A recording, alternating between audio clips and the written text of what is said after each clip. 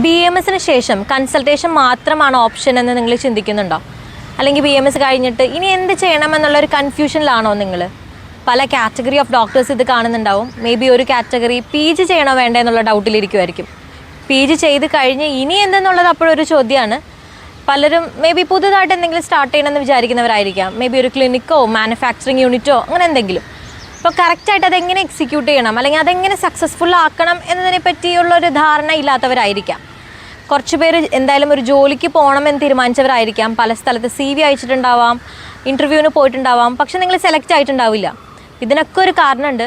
May be ആ company ആഗ്രഹിക്കുന്ന qualities അല്ലെങ്കിൽ സ്കിൽസ് നിങ്ങളിൽ ലാക്ക് ചെയ്യുന്നതുകൊണ്ടാവാം, അല്ലെങ്കിൽ നിങ്ങൾക്ക് പ്രോപ്പറായിട്ടുള്ള കമ്മ്യൂണിക്കേഷൻ സ്കിൽ ഇല്ലാത്തത് കൊണ്ടാവാം. പലരും ജോലിക്ക് കയറിയിട്ടുണ്ടാവാം, പക്ഷെ നിങ്ങൾ ഇഷ്ടപ്പെട്ട ഒരു മേഖലയിലായിരിക്കില്ല നിങ്ങളിപ്പോൾ വർക്ക് ചെയ്യുന്നത്. പല ഡോക്ടേഴ്സും നമ്മുടെ മുന്നിൽ പേഷ്യൻസ് ഉണ്ടെന്നുണ്ടെങ്കിൽ ഭംഗിയായിട്ട് ചികിത്സിക്കാൻ അറിയുന്നവരായിരിക്കാം. പക്ഷേ എങ്ങനെ ഈ പേഷ്യൻസിനെ നമ്മുടെ മുന്നിൽ എത്തിക്കും എന്നുള്ളത് അൺഫോർച്ചുനേറ്റ്ലി നമുക്ക് ആരും പറഞ്ഞു തരുന്നില്ല. അവിടെയാണ് ഡോക്ടർ പ്ലസ് പുതുതായിട്ട് മെഡ് സ്കിൽ ഫോർജ് എന്ന advanced medical internship course launch ചെയ്യുന്നത്.